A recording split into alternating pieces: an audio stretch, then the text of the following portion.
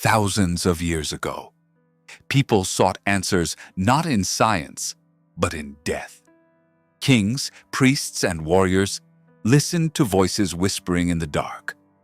This video reveals the secretive necromantic rituals of ancient civilizations. How did they speak to the dead? What information did they get? And most importantly, why was this information kept secret? If you're ready, we're going on a journey into history's darkest rituals. Dim the lights and be quiet. Maybe someone is listening to you too. When night fell, in the heat of Babylon, kings would quietly enter a secret chamber. There, Shiptu, priestesses who could speak to the dead, awaited him. Great cauldrons of incense, tablets of prophecy mixed with blood, and the names of the dead. They would start in the moonlight. Someone's name would be read, the papyrus burned.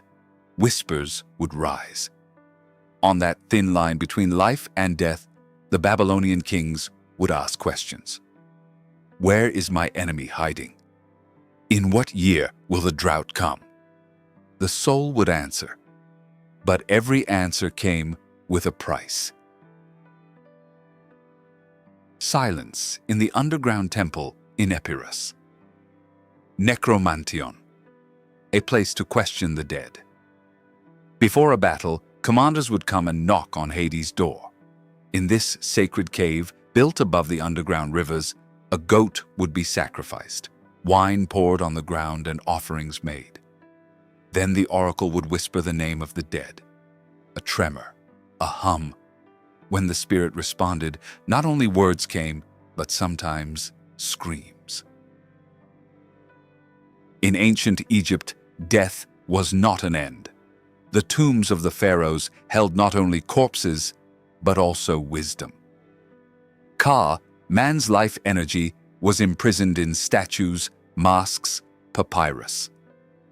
At first light, a priest would stand in front of the statue with special prayers and blow out the breath of life. "Speak to us, wise men of the past!" At that moment, the eyes shine.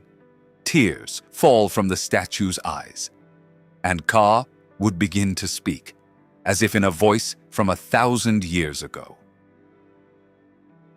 Rome was an empire that believed in law and order, but necromancy could not be banned so easily.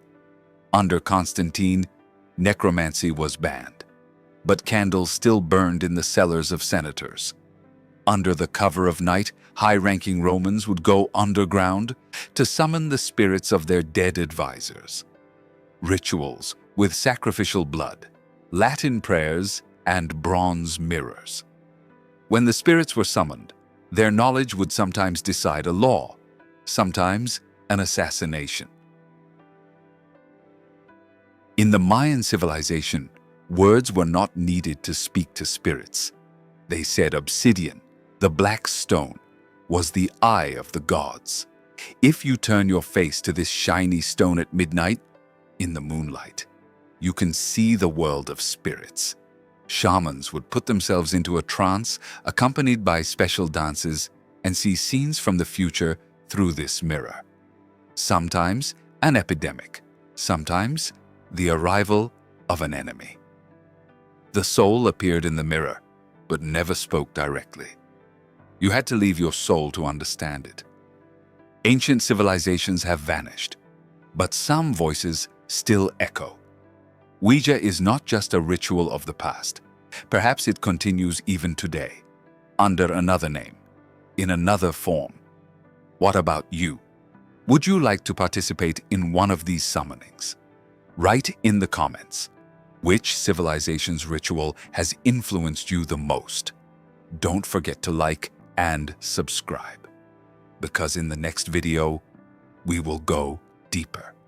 The mystery is not over here.